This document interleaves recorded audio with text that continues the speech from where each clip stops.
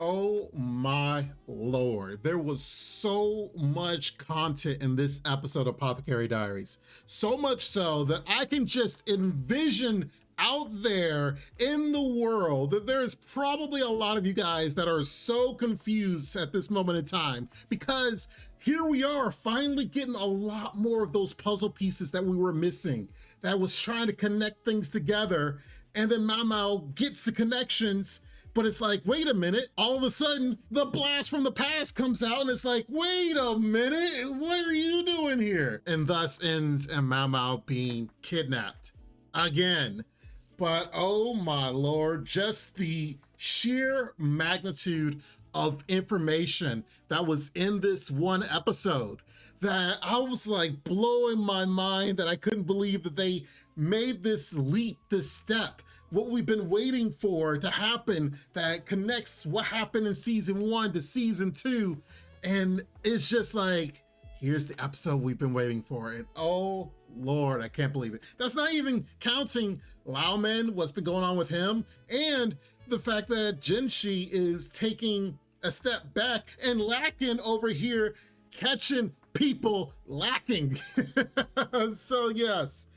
Oh man, there's a lot going down and a lot happening that I'm going to try to touch on the main things, but I know there's going to be some things that I'm going to be missing. So I do apologize, but there's a lot to go over, and there's a lot that's going to be constructed in the future episodes as well. So let's get to it as fast as possible.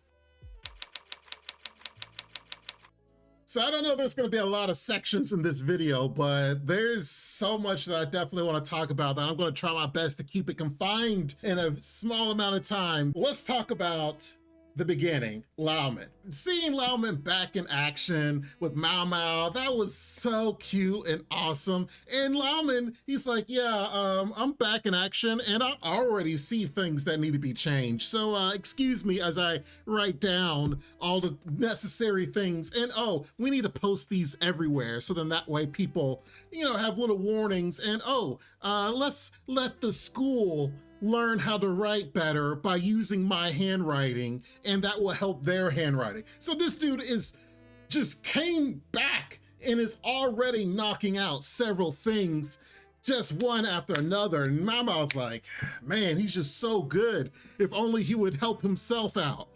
But he's like, Laomen, he's a man of service. So he's not trying to work towards himself. He's trying to work towards the benefit of others. So, it's like, okay. But then things start piecing together. Now, this is where the puzzle pieces start. She notices the notice that's been written, and she finds out that, when Laomen was here in the past, he would write notices. But remember, back when Lady Shin, the one that attacked her own cousin, the lady-in-waiting versus Lady Liha, the blue one that's pregnant and was, the whole fiasco that was happening there, and Lady Liha, took it to her cousin. But back then, with the whole perfumes and such to try to induce abortion, Mama was like, why would they go through this route? Why would they go through the route of getting all the perfumes and stuff together when there's a flower right there? And there's multiple flowers here in the pavilion area, that if they kind of got that together, it would be simpler and easier. So she's like, that makes no sense. But then after talking to the old man, learning that Laomen used to write notices in the past. Now his notices would be stuff like, hey, watch out for this. Watch out for the combination of this. This can cause this issue. So if someone reads those notices, someone of ill intent, they can use that information for their own benefit. So she's like, wait a minute. So that's how someone would know how to mix these perfumes together, by learning from Laomen in the past. But wait, everyone here, there's a lot of young people here who will be old enough to remember.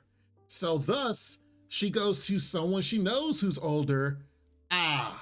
One of the old ladies that she spoke with in the past that has such a commanding figure over things, a lady Shinlu. Now, she of course is, trying to get some information on Lady Shinlu. It's like, why, she's Maomao suspecting this old lady. So she's like, but why? That's when she realized why are there a lot of older people in this pavilion area when one, their terms are only for so long, but they've been here all their lives? So she's like, yeah, I kind of came over here when I was 10. When you were 10? How would they employ people when they're 10? Way back then. Ah, the old emperor. Because remember, the old emperor liked the girls at that age for his tastes and such. So if he touched or did anything to those girls back then and defiled them, they aren't allowed to leave. So this is basically showing all these old ladies are here because of the old emperor. And so Maomao was like, if they resented the old emperor for what he's done to them at such a young age, there's a lot of hatred here being festered. And that's why you have the oozing stuff showing out of the actual pavilion, because they not only resent the old emperor, they're not happy with the current emperor because of what the sins of the father, what the old emperor did. They're like, well, you know what? Screw the whole line. So thus, that's when it just clued in together with Maomao, just from talking to the old lady, all these connections that happened. So Maomao was like, that's why Maomao was like, should I interrogate her? Maybe should I ask, further questions just to confirm? And that's why Maomao was like, well, it's all, speculation. There's no testimony, of something that happened in the past to current. So that's why Maomao was going to let it go, but then started seeing this expensive looking book that had all the bug stuff. So then she's like, wait a minute. We all know someone that's connected to bugs. So that brings in Shisui. So it's like, why? Yet again, Maomao is like, why is Shisui, whom a few episodes ago, Maomao was saying, yeah, she's pretty smart. She's kind of on the ball. Why is she here?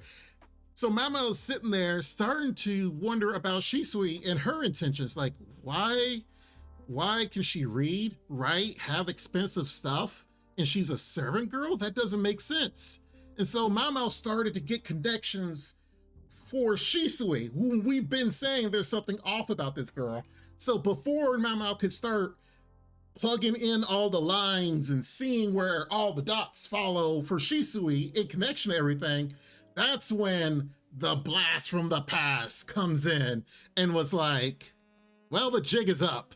Just from what she overheard, she knew. Dang it, Maomao's figured it out. And so that's why she needed to show herself, because she knew, yeah, Maomao's too good.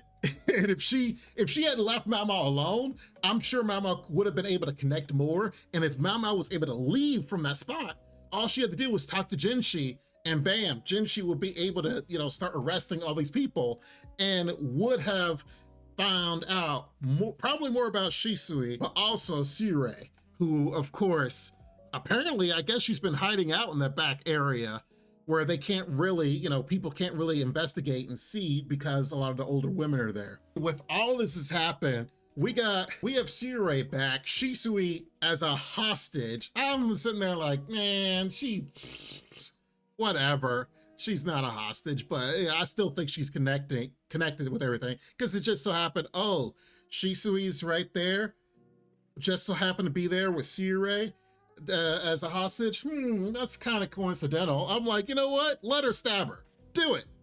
But, it is what it is. The key is that Shirei's also holding over the head of the resurrection medicine. Because remember, back in season 1, when all this happened and Maomao figured out what Sirei had done, she's like, I can't wait to meet back up with her. The melding of minds and also getting her hands on the resurrection medicine. And now that she's back, Maomao's like, oh man. I'm sure Maomao definitely, shoot, we didn't even expect her to show up. So, oh man, the fact that this is going down hard. But that wasn't the whole episode. We go into a whole nother segment with Lakin. And Lakin, he's over here, trying to meet the younger prince and the other guy who, if you remember, he was the old guy that was in the hunting party and such. And Lakin basically accuses him of being behind it. But the old guy's like, yeah, whatever. But then was able to reveal that the old guy is colorblind. Trying to straight up say, hey, I got some wine here. Oh, I put it in this glass. Oh, isn't a awesome shade of red? And the guy's like, yes, nice shade of red. And everyone there is like, red? So Lakin has found clues where this old dude is being dishonest, but to what end is he being dishonest? So we know he's colorblind, which I think that's gonna, come into speculation later. So a lot of this stuff is coming together. And then I love the fact that here it is, all duo is back, and it was like, hey, she's back, and they're using her because Jinshi is now searching for Maomao.